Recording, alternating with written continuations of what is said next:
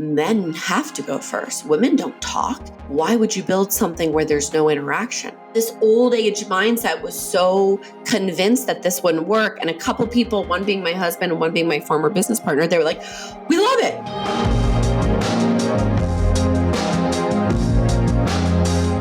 You're one of the most celebrated leaders I've ever talked to, and I've talked to a lot of great ones. And oh gosh, I don't know about that. And you're one of the most successful entrepreneurs of this generation for sure. But as I understand it, you wanted to be a photojournalist. What's the favorite picture that you've ever taken, and why? You know, it's so weird that you just asked me this because I haven't thought about this in a very long time, but I stumbled upon a photo in my phone the other day from 2011 when I had graduated from Southern Methodist University in Dallas. And, all of my friends were going to get these great jobs. They were working at Goldman and they were working at Vogue and they were working at all these various incredible business, at these great companies, and all their parents were so proud. And I remember my parents were like, so, where are you going to be working? Goldman, Vogue? And I said, no, I'm actually going to take a backpack and go to Southeast Asia. And everyone was like, huh? What do you mean? And so I just wanted to explore the world and see what was out there. Instead of going straight into a career, I wanted to go and, see different parts of culture and take photos. So my favorite photo I've ever taken actually was taken in the hills of Burma. In that golden triangle. I actually crossed over from Thailand with a guide, and we hiked up into these Burmese hills, and I met these women from the Karen tribe. They're these glorious, amazing women, and they add I don't know exactly what they're called. They look like rings, gold rings, and they add so many gold rings that their necks actually elongate and get longer. And they are the most unbelievable tribe of women, and they make these unbelievable blankets and artifacts, and they're just incredible. And I took this extraordinary photo of a woman with, must be a dozen of the neck charms, the rings. I'm so sad that I don't know the proper terminology for it, but it's a beautiful photo. So that's one. And then I'd be remiss if I didn't tell you about another one. When you walk into the Bumble office in London, there is a photo, again from Burma, from a different trip, of a woman holding a Bumble lighter. And she's sitting on a step and she's smoking a cigarette, holding a Bumble lighter. And she had asked me for a lighter for her cigarette when I was walking the streets. So I asked her for a photo, and it ended up being just this beautiful photo. So we framed it, and it's been in the office since 2014. So, that's all I get for my very short-lived dream career in journalism. In photojournalism. It never happened, but we got the two photos. I love it. I actually lived in Dallas, and I lived on Abbott Street, which is where SMU was right 1 mile away. And I used to run by SMU all the time. So, it was a great school, and I'm sure you enjoyed it there. And, what advice would you give on how to do a good profile? And like any good brand, you want to separate yourself from the pack. No one knows that better than you. Yes. It's funny. People have actually what you just said is what you would expect people to think, that they want to stand out. They want to showcase their uniqueness. They want to appear to be so uniquely themselves. What would surprise you and shock you is actually the general population has a willingness and an eagerness to actually fit in more than stand out, which is such a strange concept. I guess it's been ingrained in us from childhood, where we want to fit into the classroom or we want to fit into the equation. And frankly, that is not the way to do it on a dating app. You have to be so uniquely you. You must stand out, because otherwise you just blend into everybody else. And so I would say, instead of being so obsessed with starting with photos, meaning, do I look good, or is this a good photo of me? I would actually reframe it and say, does this photo capture my personality, my hobbies, my values, the things that I love. So when you reframe how you're essentially showcasing yourself through the lens of how do I spend my day and what do I love to do, you start to really tell a story about yourself that is so much more relevant to the right suitor. So, for example, if you're a huge outdoor person, instead of just showing photos of you looking really nice at an event in a suit, get a photo of you out doing the things you love to do so that everyone can derive, oh, wow, this person's an avid biker, hiker, runner, swimmer, skier, whatever it might be. And then you can already derive similar interests from the way you showcase yourself. So I would really ask yourself, like, what sets me apart and how I like to spend my weekends or my days? And then really try to showcase that through photos and prompts and bios. And basically, like any brand, by doing that, you're creating an emotional connection that's, really lets people know who you are and being authentic. That's absolutely right. And you know brands better than anyone in the world. If you're walking down the aisle looking for a box of cereal, if they all look the same, they all feel the same, you end up with this paradox of choice and you stare at the cereal aisle for an hour and you leave the store with no cereal. And you're like, what just happened? But if you can really make yourself stand out and be unique and capture someone at that deeper level beyond just the surface, that's really where the magic happens. Yeah, makes sense. And speaking of brands, you co-founded Tinder at 22 years old and Bumble at 24. So let's start with Tinder. What made it so successful? What was Tinder's secret sauce? It's a really great question. And I think the answer is a lot less interesting than one might think. I think the secret sauce was both we got kind of lucky, frankly, but the secret sauce was leaning into something that had been hyper popular with Gen X, which was online love, and rebranding it. So a lot of folks, what millennials didn't realize were a lot of folks older than millennials, so the Gen X category, or even much younger boomers, they had a lot of success on things like eHarmony and these web-based dating platforms. But what had never been done was the make the cereal box cool for the next generation. So it was more of a reimagination of an already really proven product, which is always the way to go, as you and I know, unless you're inventing, some brand new technology. And so what we did was the engineers were so thoughtful, and this small group of us, we really just said, wow, dating, you know, is working on these clunky old school platforms. And the team said, what would happen if you just made that mobile first and turned it into an app? And remember, this was the time where there was the popping ups of the app for this and the app for that and the app for this. And so it was essentially just saying, oh, this should be the app for flirting or chatting or dating. And so it was a bit of a game approach from the engineers, and it was kind of just throwing a dart at the wall. But where the magic really happened was when we went to colleges. And I had just graduated from SMU, so I knew the college circuit very well.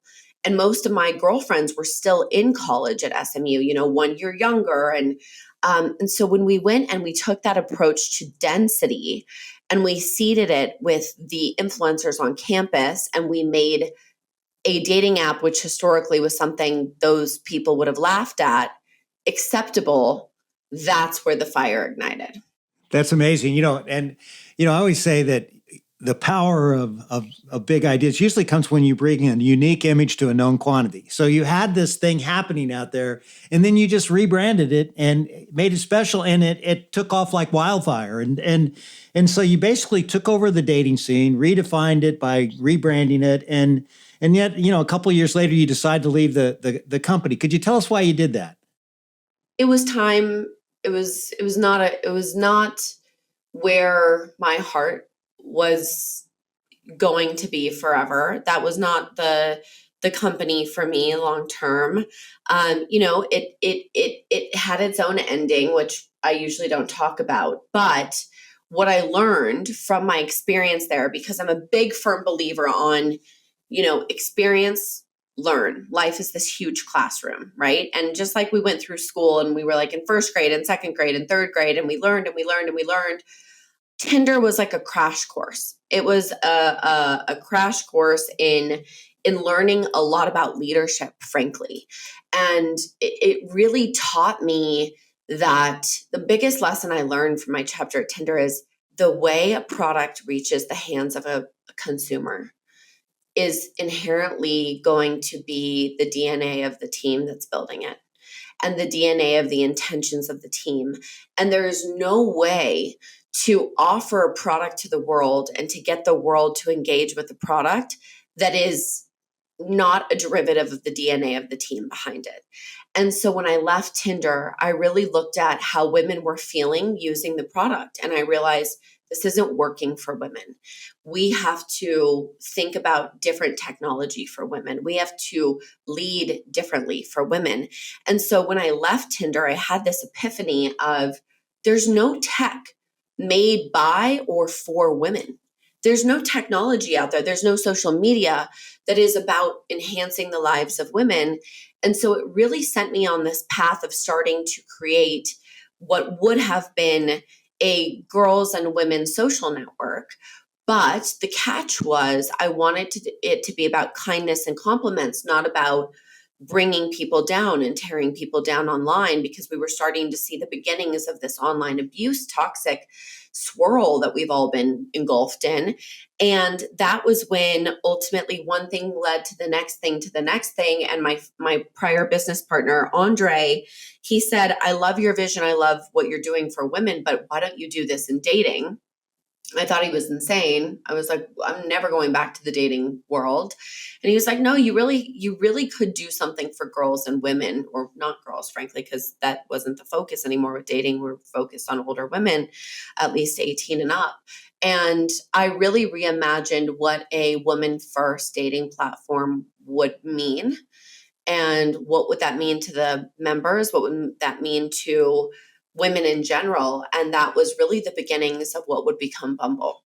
That yeah, now I want to get into that because you have such a great mission for that, and prior to Bumble, the whole dating scene, the whole internet, apps, all that, is it's pretty male dominated, and I some could say it was toxic, and so many women, and I have a daughter, I care about her very much, and so many women get caught in these toxic environments, and what advice do you have to women in terms of how to when you're in that kind of environment, what do you do? I mean, you obviously said, I want to do something different. I want to make an impact for women. I want to change the way how things are done.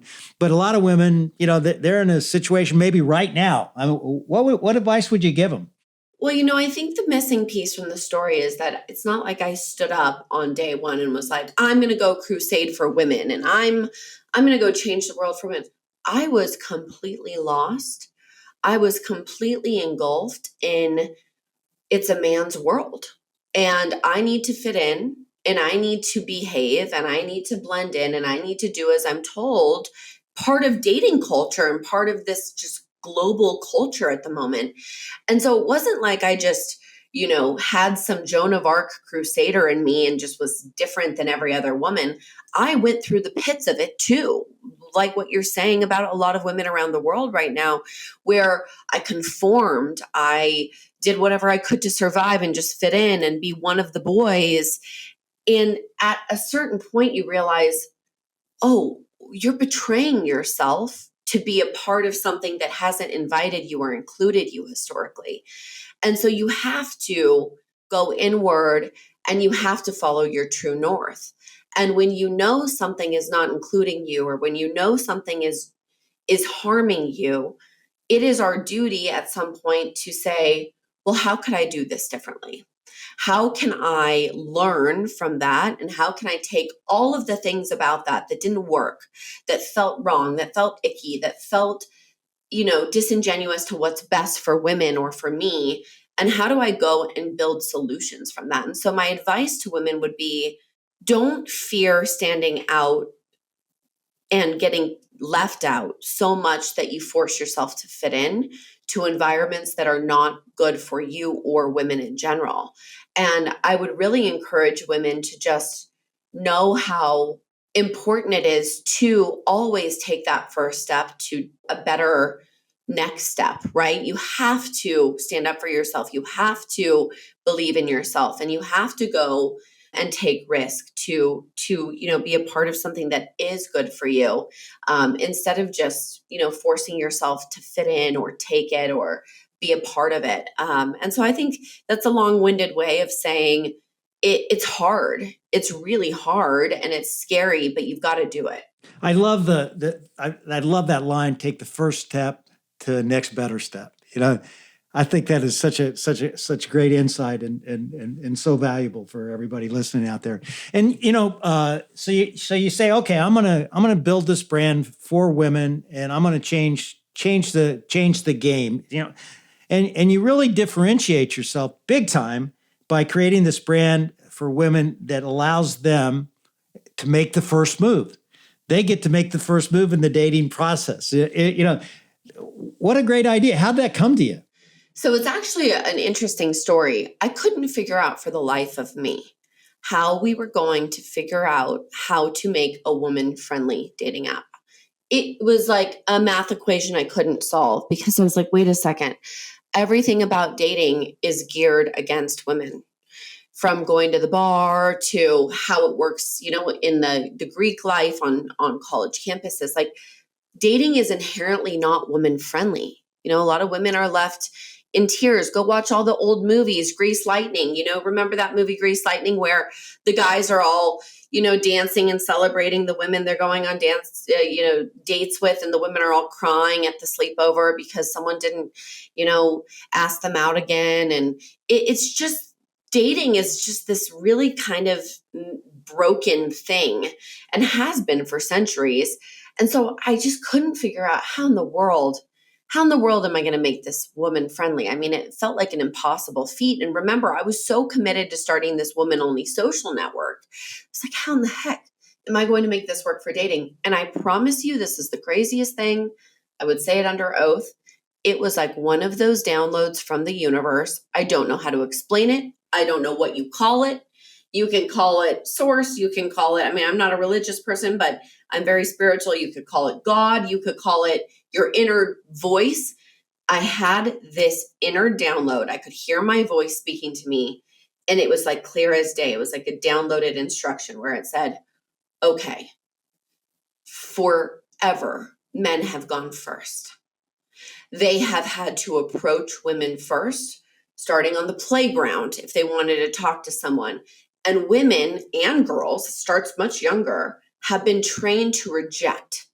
We've been trained to play hard to get, to be demure, to be really on our best behavior. And what it does is it sets men up to feel very rejected.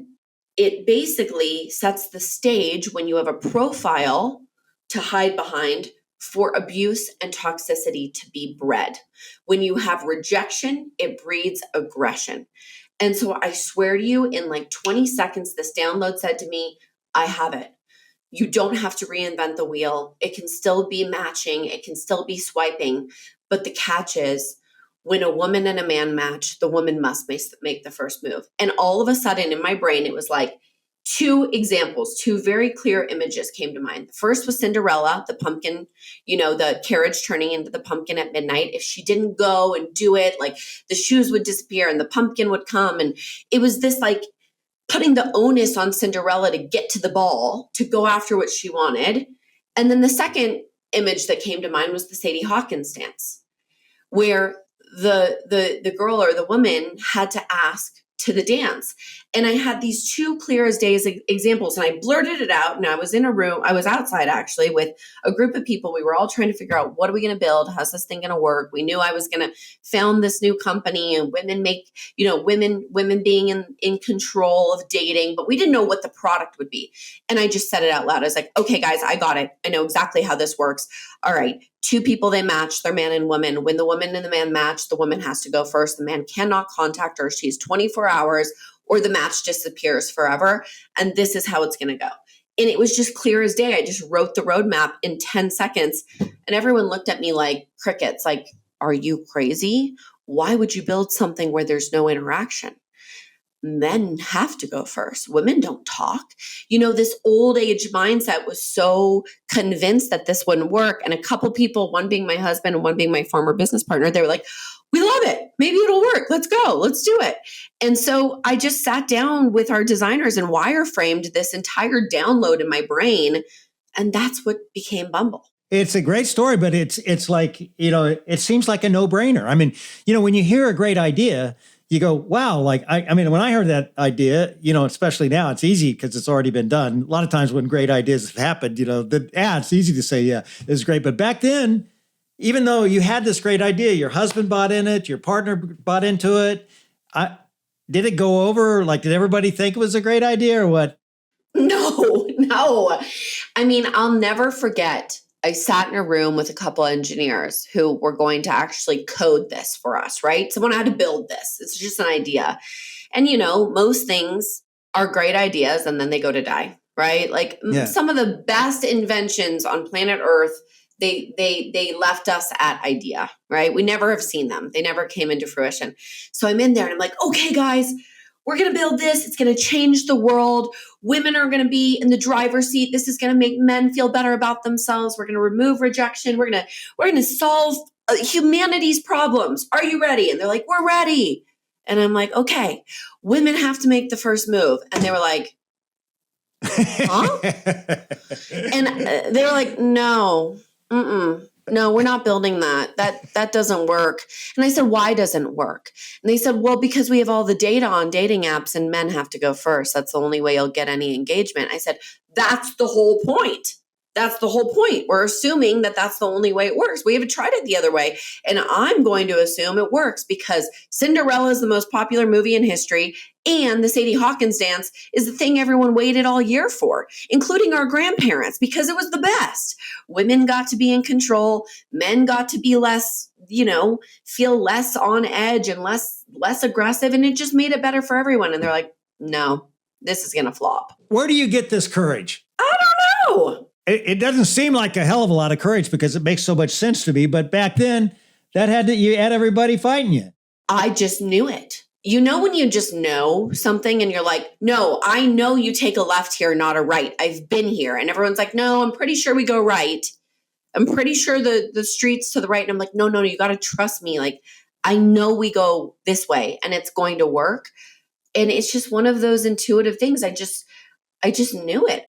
Well, you're a hell of you're a marketer. I mean, you really know how to think through the customer and get in the customer's mind and deal with things that's relevant for them. And a great example of this, I did my research and I was blown away by some of your just simple ideas. But, great marketing, you got to break through the clutter. And you're one of the best I've ever seen at this thing. Tell me the thinking behind paying people to walk into a college classroom 15 minutes late wearing a Bumble t-shirt. I mean, who comes up with stuff like this? Well, think about it. Have you ever sat in a classroom and you're bored out of your mind and then someone barges through and it's like a silent cricket classroom and you're like, who's that? Well, then I just thought, what if we interrupted you with something creative and interesting? You would then have a captive audience for the next 60 minutes sitting there trying to pay attention to the teacher, but really thinking, who is that person that just came in that shirt and what's Bumble? Yeah, but look at you. You said, hey, I'm going to put my brand on somebody and I'm going to have them interrupt the class that people are paying to go to get educated. And they're going to come in and out. That's a pretty breakthrough idea, don't you think? Yeah, and I kind of feel bad about it in hindsight when you put it that way. No, you don't. I'm like, you don't feel bad. You're proud of yourself. I don't buy that at all. You love that. Listen, you got to break a couple rules, okay? You don't break the law, but you break some rules. That's the way to think about it when you're a startup founder. You gotta get creative. Now, another thing we did, I would say, was I think because I was the customer, I understood the customer. Right? It's really easy to understand when you are part of that crowd. And I remember, I'll never forget it. I was walking into a class once and it said, I can't remember what it said, which was the social network, but I didn't have it on my phone. And I was walking into this building. It was like, one market, actually what didn't even get in marketing school. So what definitely wasn't that building, but it was some building. And I remember seeing signs everywhere that said like, no Facebook, no this, no that. Like they didn't want you to do whatever the social media of that era was while you were in class. And I remember thinking to myself, I think that they've just really made these more enticing for people. Because when you tell someone not to do something, what's the first thing they want to do? They want to do it. So I was like, that's interesting. And it's stuck with me. So when I went back to launch Bumble, I remember that moment, that like tiny little psychological moment, thinking, they told me not to do this. It made me want to do it more. We might as well put Bumble on that stage. And so at the time when we were launching Bumble at colleges, the social media at the time was like Instagram, Snapchat, maybe Twitter, whatever. I can't remember at this point.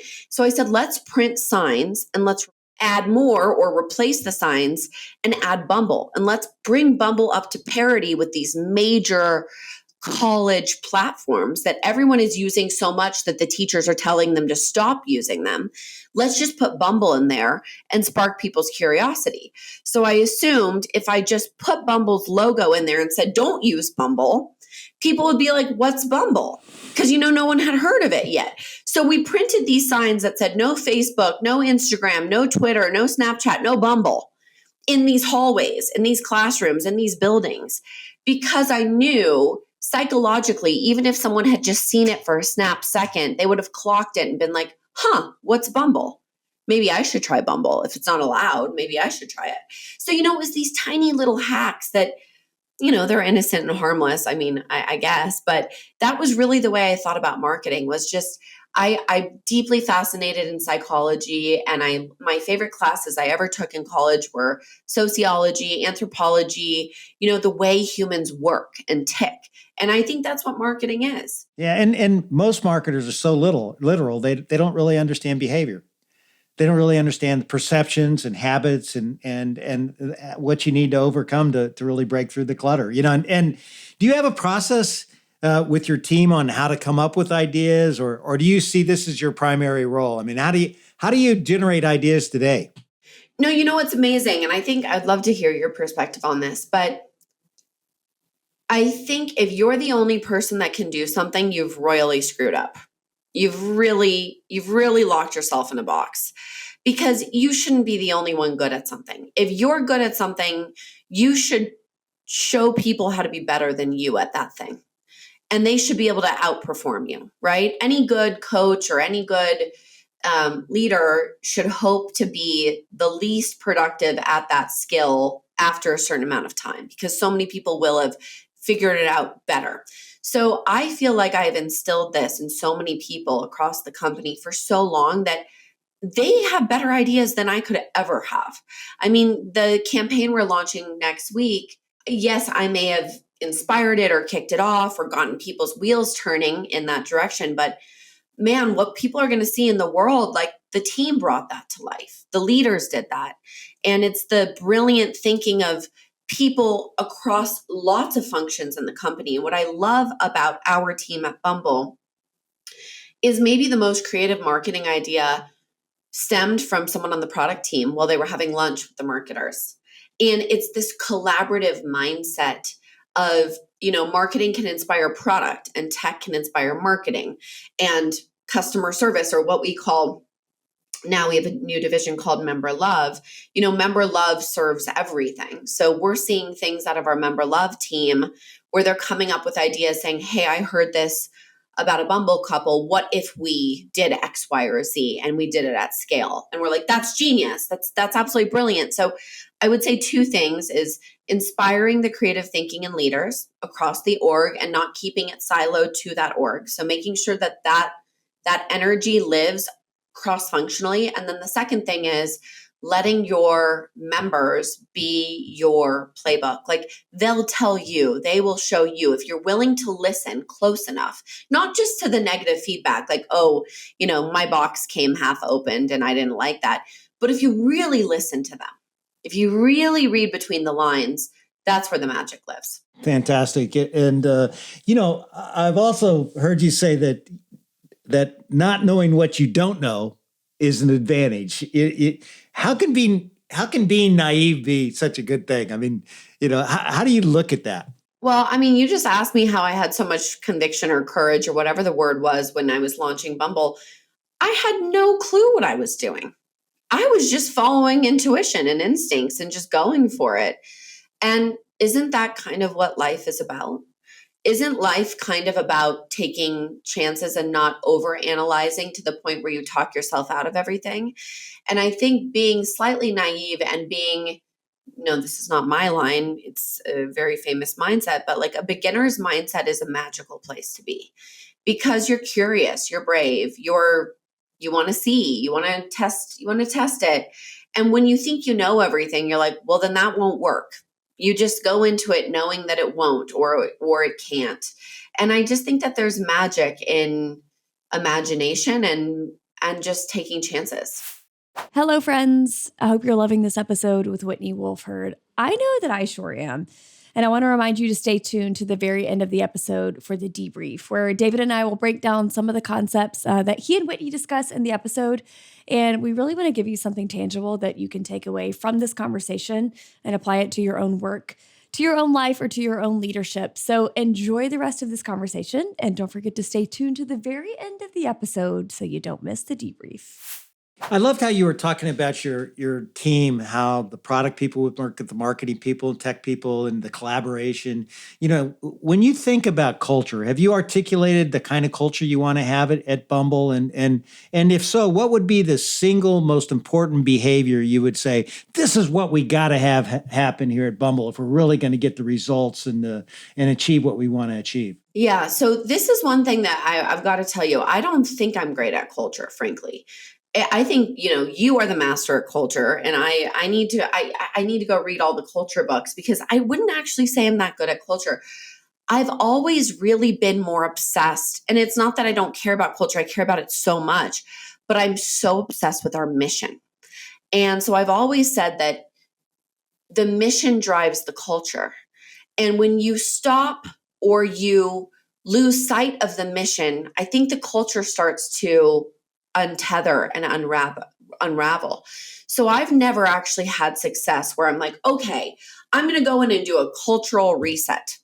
And I'm going to focus on, these activities and these team building exercises. I've always taken a different approach, which is, and maybe this is a terrible example because I don't go to any type of church, but if you think about churches or gathering places where people are all there for something, yes, they're there for each other and they're there for the community and the people and the culture, but they're there for some core belief. They're there for something bigger than any of them. Mm-hmm. And this is a bit of a sports team thing too. The people that use their savings to go sit in the nosebleeds, to wear the jersey and to be at that place. There's a spiritual connection to that team or to that sport that is so much bigger than any one player, or, players can get traded in and out. There's got to be something bigger. And so what I'm trying to get at is, I think I've always prioritized mission prior as a precursor to culture, because what I've found is when the mission is really well communicated and the mission is so ingrained in everything at the company, and the mission is this like drumbeat and this heartbeat, the culture forms around it. And the culture feels so much better and so much more intact and so much more united and aligned. And the best chapters of Bumble, where the cultures felt really strong. And, we've gone through bad cultural times too. But when it's been the best, it's when everyone can articulate and champion the mission and the values and the goals for the members. And when it's been its weakest, it's when everyone's been obsessed with like, well, I didn't like the food at lunch and now the culture sucks. They lose sight of what they're really there to do. And so I think that's the way I've always looked at culture, as like mission. You're actually very good at culture because, if you don't have people that are believers, of that mission around you and passionate about that mission, you're not going to be able to satisfy your customers the way how they need to be satisfied. You won't have the energetic environment you want to have. So it's like you've made the single biggest behavior that you want to have happen in your company be a passion and a belief around the mission. That's And right. that has created your culture when it's at its best. Has there ever been a time when you felt like that mission was being threatened? And what did you do to get it back on track as a leader? Yeah, there was like a couple year chapter during the pandemic or coming out of the pandemic where I just was like, what is this place? I don't even know this place anymore. I don't even know what this company is anymore. And I think what had happened was the obsession became around something other than the mission and what we were trying to push in the world. And that thread had been lost, whether it was not opening team meetings with it, or if it was that people were just living at home and working from home. I still can't put my total, kind of like summary on it.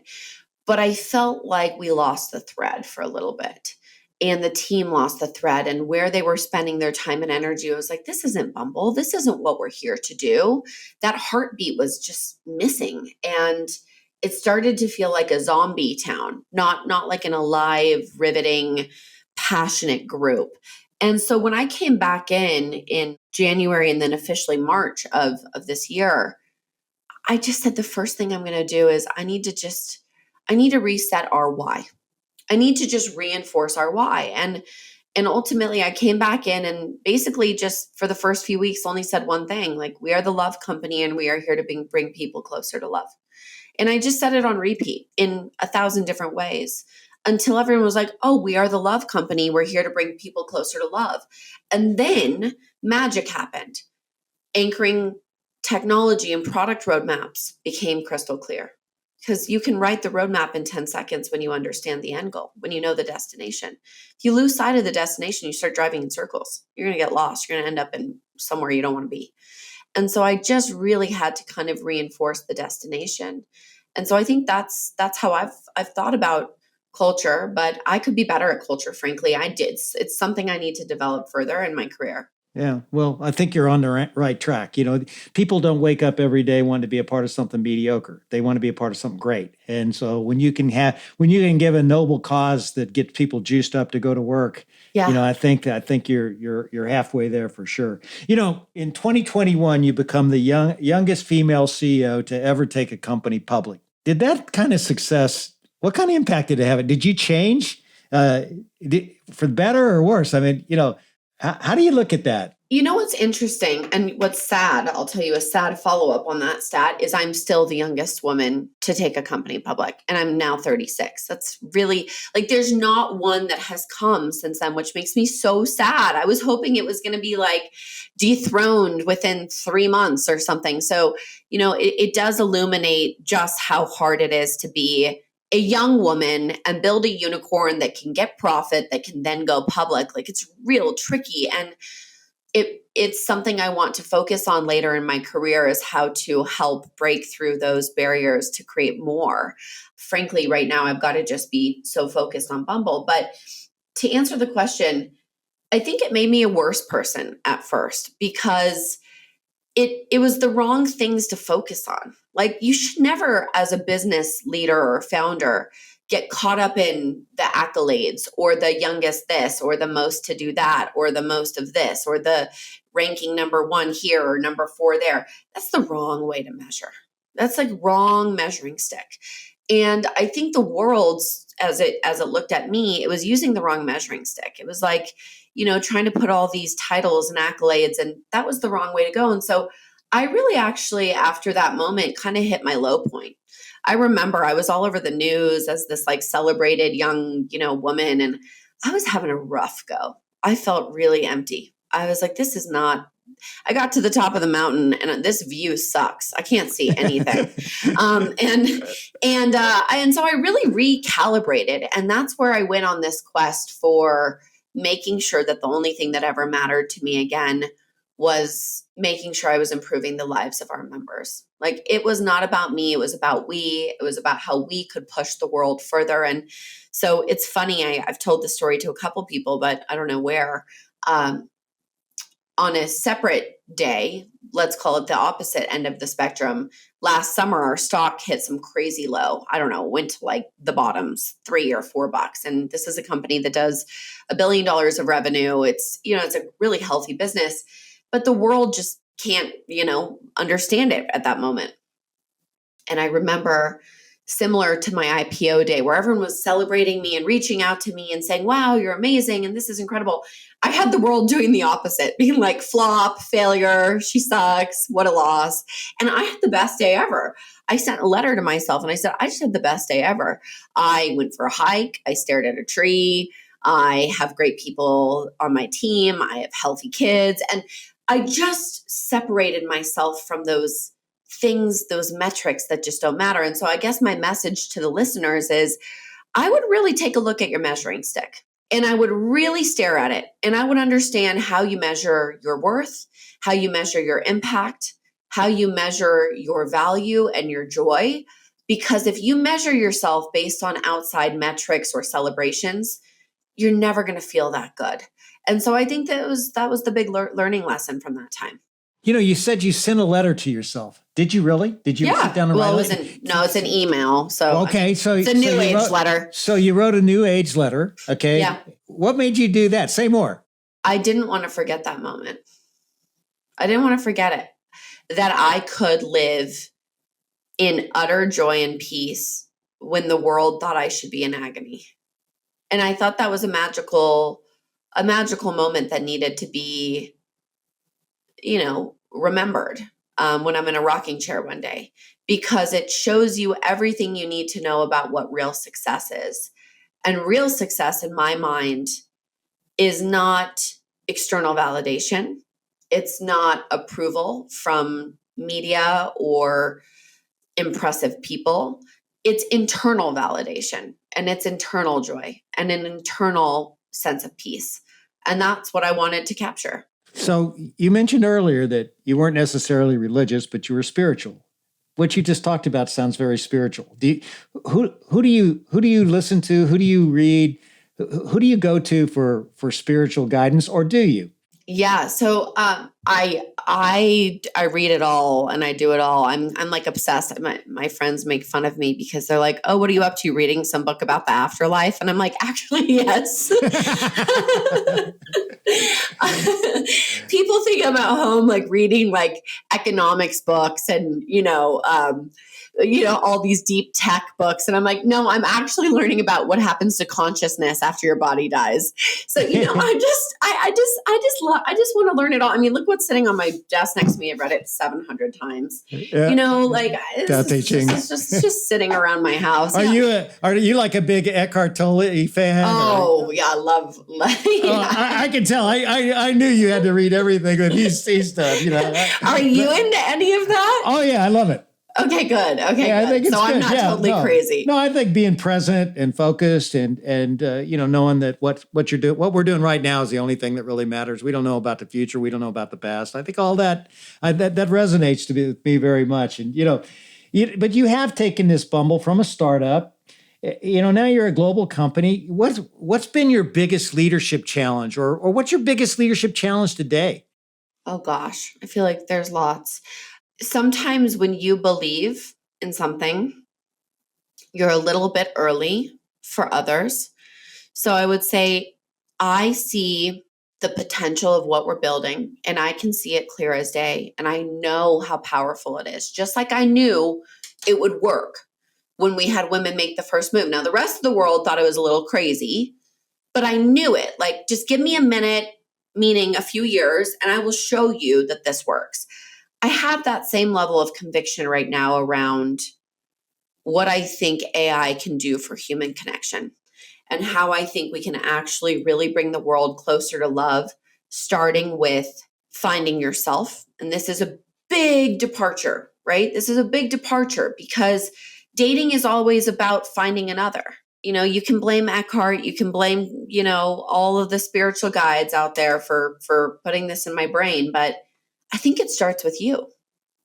I think it starts with yourself. And I think the way to have the best relationships with others is to actually get into a relationship with yourself and understand who you are and what you value and what matters to you and what makes you tick. And so many of us are walking around with absolutely no understanding of ourselves, just searching for another to fill whatever void we're trying to fill. And I think if we were to shapeshift that, you would make a lot more healthy, amazing relationships in the world and bring the world actually to true love. And so right now, I'm completely obsessed with getting people to kind of engineer the future of that with AI and leveraging AI so that we can go build a new age dating experience that is really rooted in meaningful compatibility and not just being attracted to someone's photo or not. And I think that's the future. So I think my biggest challenge right now is just where I was, in 2014. I see something, it's around the corner. The world hasn't seen it yet. I got to just push it through until everybody else goes, oh yeah, okay, that makes sense. I love it. Meaningful compatibility. You've got a great knack for capturing just the essence of what you're trying to do. Yesterday I interviewed Hayden Brown. She's the CEO of Upwork. Oh, cool. Yeah, she said actually that she studied the dating sites, including Bumble, to get her ideas for Upwork. I mean, she really thought there was a lot, and she basically is a human resource company that provides freelance talents across the world. And I told her I was going to be interviewing you, today, and she said she had this question for you. It seems like on the precipice of AI, a lot of the kind of prior models around dating and even companionship are changing in terms of both the tools that can be used to kind of facilitate matches and people actually looking for things from AI tools in terms of, relationships that they didn't even think about before, we wouldn't even have thought about in the past. So I'm really curious to understand, how is she seeing her business, not just in the next year or two, changed by AI, but what does it look like in 5 years? I think that would be an interesting prognostication.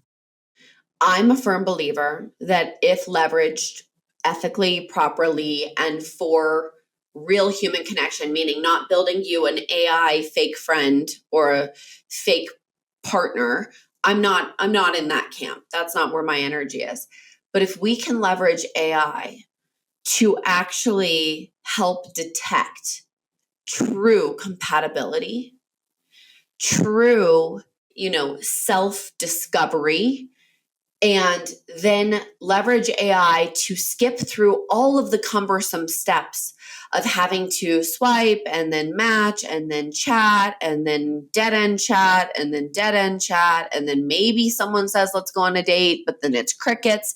If we can do what I believe we can do, we should be able to take you from self-discover to magical date in a very short amount of time. And when you get put on that date, the compatibility will be off the charts. The person on the other end will feel like someone that just understands your soul, not just looks in a way that you like, but then you're like, but this is off and that's off and that's off. I believe that AI can help us build the world's most intelligent and emotionally intelligent matchmaker to ever exist. Wow. With this kind of 5-year compelling vision in your mind, Whitney, how do you take the people in your company along with you to change and drive it and prepare for it and make it happen? Oh, the people in my company are taking me along with them. This team is so A+. They are so futuristic and they are so fired up about how AI can help bring the world together. I mean, I'm on their journey at this point. I may have inspired the conversation. I may have planted the seed of vision. This team is so full of superstars and they are building this. They are rapid fire moving. They are unbelievable. I was on a call yesterday with one of our AI projects, and we had some of our most brilliant AI technologists with our in-house relationship expert And you should have heard this conversation. It was fascinating. PhD in relationships and psychology, chatting with these absolute genius AI research and technical leads. You can't imagine what we're going to be able to do. And they're so smart. They're so fired up. And I'm like, okay, let's go. It's like getting to build a bullet. It's a bullet train. It's not a steam engine anymore. It's like a whole new world. That's fantastic. Before we move off AI, how are you personally using it to help you be more successful in your role? I mean, you got to lead the process. You got people who are ahead of you, but how are you getting yourself up to speed? And what advice could you give leaders on how to get ready for AI, or not just get ready for it, apply it right now today? Yeah, so I've built several coaches for various different things in ChatGPT for myself. So I have a constructive criticism coach that I've named Sally, and it basically, I ask it questions and I give it my convicted belief on a situation. I'm like, challenge me. Where are my blind spots? How am I seeing this wrong? Like, help me see the other side. I want you to challenge me. Don't placate me. Don't just tell me what I want to hear. Be my no person. And I have it coach me constructively on how to look at things from multiple perspectives, so that when I am making a decision, or I am approaching a tough conversation, or when I do feel like I know best, I actually get to see it from the other side first. And it pushes me and challenges me before I just go. Separate from that, I have built myself a spiritual kind of guide of other sorts, blended by all of the folks you and I just talked about. I've basically asked ChatGPT to build me this bot that is inspired by the learnings and teachings of like 12 of our favorite, the ones that write all the powers of now, Eckhart Right. and all of the others. And when I'm feeling spiritually disconnected or like a little low energy on something, I'll ask it to look at something from a spiritual lens, not just a straight business lens. And so I'm constantly using AI to help me grow and improve and reframe my thinking, and to help me be a better critical thinker, or a better empathetic leader, or maybe see things from different directions. And so that's just one example of how I personally use AI every single day. I've had it build me reports on things. So every day I get up to speed on competitor analysis. I get up to speed on what members are saying. I've asked it to basically scan the App Store every day and find the worst things that people say about us and give me a summary, so that I don't miss any blind spots of member disdain or dissatisfaction. I'm using it for all sorts of stuff all day long. Oh, I love it. I think that's fantastic. And as I understand it, you founded Bumble, then you appointed another CEO, then you came back as the CEO in a relatively short period of time. Will you ever be able to give up control of Bumble, or is it's still your baby in a way that it's just hard to let it go? I mean, so I did give up control, and I've got to be frank. This is going to sound insane. I've already given up control of Bumble. I'm here for the love. I'm not here for control. When I left the first time, I broke up with that like need to control, and the need to be the boss, and the need to make every decision.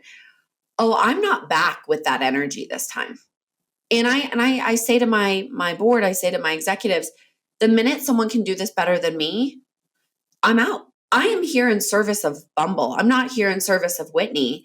And I ask the universe, just use me for my highest good and help me spread love and light. That led me back to Bumble. When my amazing CEO, who she's phenomenal and she's brilliant, my former CEO, when she decided it was time for her to go do something different, I was like, okay, I guess the universe has invited me back in. Here we are.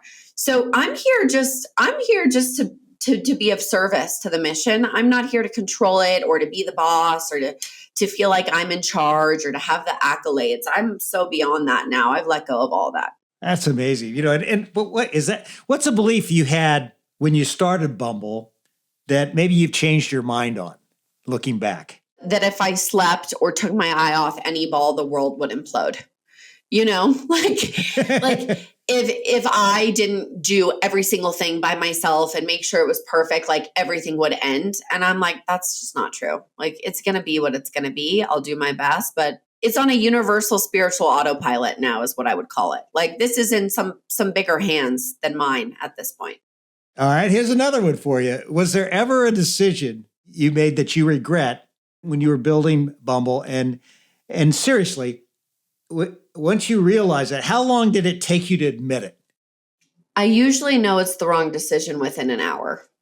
And it's usually because I've made a decision out of fear and not out of love. And that's the short answer. If you ever make a choice out of fear, it's the wrong choice. You've got to make decisions out of love and out of conviction and out of doing the right thing, not just doing the easy thing. And I think when you go against that, you've made the wrong decision and you will regret it. And there's been a lot of those moments in my life. How long does it take you to regret to admit you've made a mistake? Is that hard for you to do? No. I can see it isn't. You're pretty much an open book, aren't you? Yeah, it's a problem. I think my comms team is, if they're listening to this, they're probably like, shut up, stop talking, be quiet. You're what you see is what you get. I love it. This has been so much fun, and I want to have some more with my lightning round of questions. And so, are you ready for this? Let's go. Okay, here we go. The 3 words that best describe you: intuition, ambition, and love. If you could be one person for a day besides yourself, who would it be? One of my children. What's your biggest pet peeve? Oh God, I just made a list of these the other day because someone asked me this. Okay, what's your biggest pet peeve? Okay, this is so stupid, but I am a little OCD and do have all sorts of weird, annoying things. I cannot handle it when you're in a car and the radio or the music is on, but it's so soft that you can't quite tell what it's saying or singing, but it's there in the background. It sends me into orbit. I don't know why. It's literally my biggest pet peeve. Who would play you in a movie? Oh, unfortunately, there is a movie coming out about Bumble and Tinder, and I got very lucky. I have nothing to do with this movie. I'm completely uninvolved. I think it's literally coming out in like 3 weeks or something. It'll be on Disney or something like that. And Lily James is playing me. So I got very lucky. the favorite thing that keeps Austin weird? Everything. I mean, I just love the food trucks. It's just the best. Your favorite place to ski? Aspen. What's the one thing you do just for you? Meditate. Besides your family, what's your most prized possession? Nature. Well, it's not a possession, but my most prized thing I can go and enjoy. If I turned on the radio in your car, and I obviously would hear it in your car, what would I hear? Probably Chris Stapleton or some type of country music. You're my 4-leaf clover starting over. There you go. What's something about you few people would know? That I'm pretty obsessed with, like, higher power, spirituality, higher meaning of things. I'm really not stuck in the material world that much. And I think that would surprise people. What's one of your daily rituals besides meditation, something that you never miss? Daily gratitude. Love it. You're out of the lightning round. You kicked butt on it. It was great, and here you are. You're a mom of almost 3. You've got a third one coming along. Congratulations, by the way. I love it. Thank you. And I imagine motherhood has had a huge impact on how you lead and how you treat others at work. Tell us what that experience has been like. So, I would say the biggest learning from my journey as a mother is that I have 2 little boys. I'm about to have a daughter, but I've raised 2 little boys. I've been raising 2 little boys, and my career has been about empowering women and focusing on women. And I think the biggest thing I've learned is that we cannot forget about our boys, and we cannot forget about the future of raising healthy, kind, strong, loving, empathetic boys too. There's so much emphasis on girl power and girls will change the world, which I'm a fan of, and I'm not saying we should forget them, but we can't leave our boys behind. And I think the way we parent our boys is just as important as we parent our girls. And I do look forward to a world where all the genders are seen as good and loving and wonderful, And it's not like boys are bad or men are bad or women are this or women are that. Like I look forward and I pray that when my children are grown, we won't be in this war of one doesn't like the other. And problems are being caused on one another by the other. And so, motherhood has been a really profound experience for me because it's so different than my leadership journey, right? Of being obsessed with girls and women. And so it's been a really fun experiment to learn love from all of these different corners. Speaking of boys or men, you talked earlier on that when you had this idea for Bumble, your partner immediately thought it was a big idea, and you said your husband thought it was a big idea. How do you guys navigate all the stuff that's going on in your life together as a team, as in two leaders? My husband is amazing. Funny enough, his mother was my college professor and my mentor in college, if you can believe it. And, I think the key to a relationship when you have all this stuff going on is just making sure that you are always aligned on values. And this is what I try to tell the team at Bumble. I'm like, we don't need people to be perfectly compatible or the same. Like my husband and I are polar opposites. He's literally a cowboy, rides in the rodeo every week. And I'm a tech person. Like we are so different, but our values and our belief system are like puzzle pieces.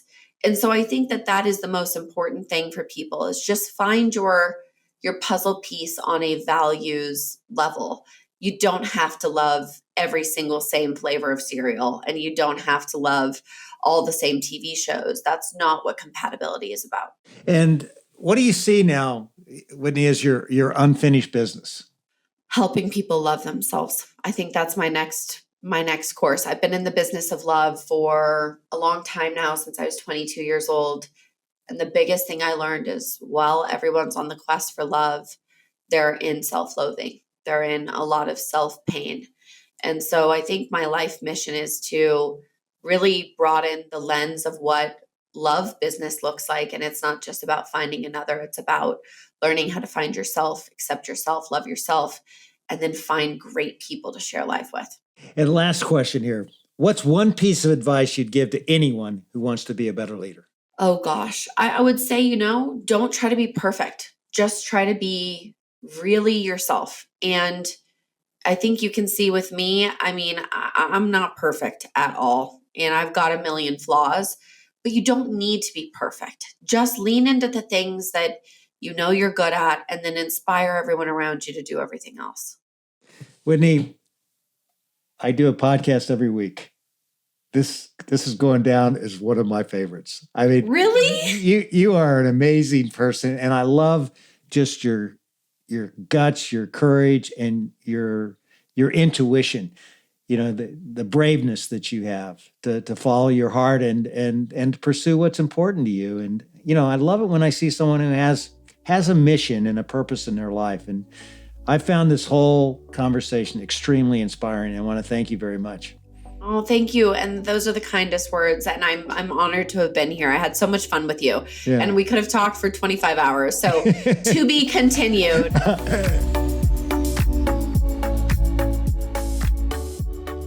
David, I have been wanting to get Whitney Wolfe Herd on this podcast ever since I started working on this podcast more than 3 years ago. And we finally did it, and you crushed it.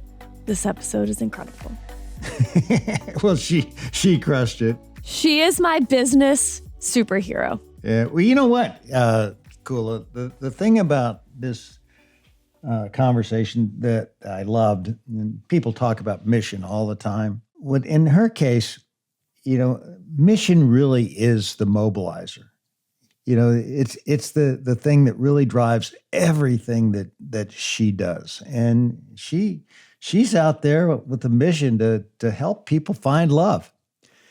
And she's tackled it in such creative ways to how she marketed it early on, where she would have people come in and run in and interrupt classes in colleges with with a Bumble T-shirt on, just such novel ideas like that, which really just provide creativity. And now she's using AI. I mean, she thinks AI is going to help her unlock more love in the world. But when she gets up every day, she's thinking about love and how to spread it all around the world. I just love that. And that really makes her tick. And it's a big driver. I love it too. And Bumble actually just launched this global campaign called For the Love of Love. David, I don't know if you've seen it, but there are billboards all over the big cities across the world, New York, LA, Paris, London. And it's real life Bumble couples who have met each other on Bumble, fallen in love, committed their lives to one another. And it's all about telling their stories and how Bumble was the thing that created that moment where they were able to find love. And the campaign is gorgeous and brilliant, and the creative is amazing.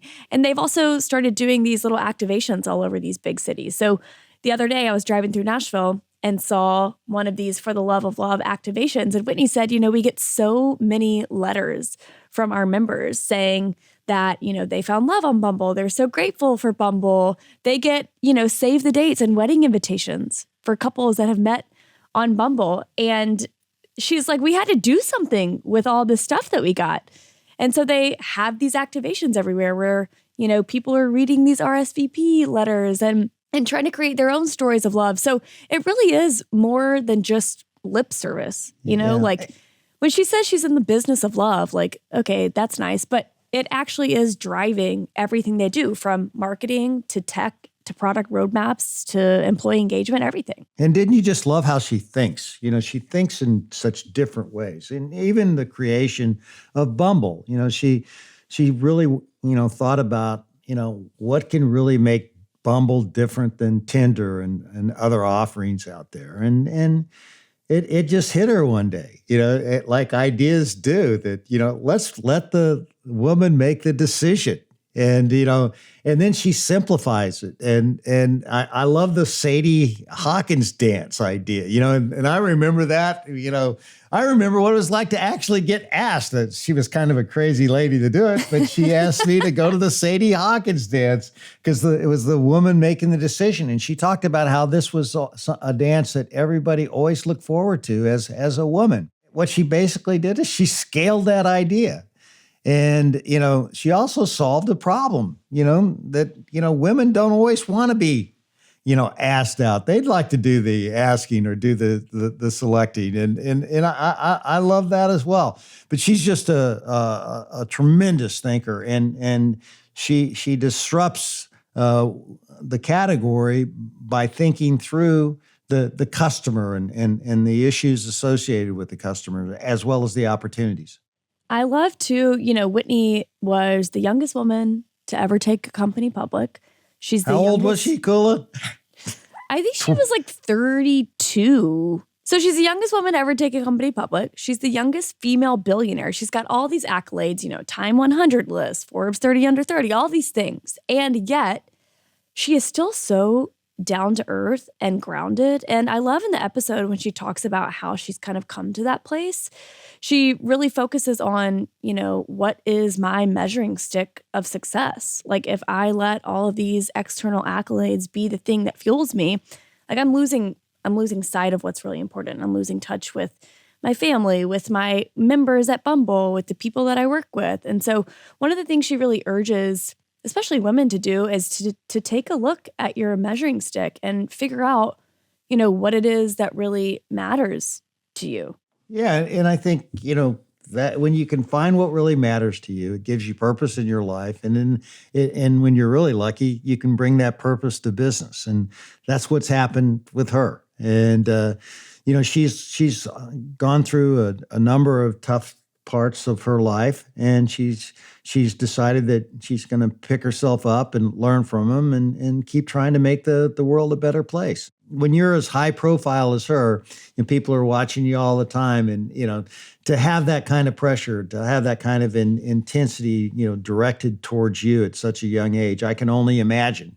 But I think this is a person that is learning every day and is going to become wiser and wiser over the years. So I really love this conversation. I love it too. One more thing, David, that I want to just kind of like get you to debrief is, Whitney took Bumble public. She stepped away as CEO, and then within, I think, a year, actually came back and took over as CEO again. And you talked to her in the episode about how hard it was for her to kind of give up control. Bumble is her baby. She took it public. She's grown it to millions and millions of members worldwide. And her answer really struck me. And I think that this kind of plays into the whole concept of focusing on the mission. She says, when she came back as CEO, the only reason she was able to come back is because she had already given up control. She says, I don't want to make every decision. I'm done being the boss. I'm in it for the love. I'm in it for the mission. And so this concept of, having control over everything versus having growth of your mission, it's a tension that a lot of leaders and founders face a lot. But in Whitney's case, she's focused on the mission now. And I think that they're well on their way to continuing to take over the dating scene.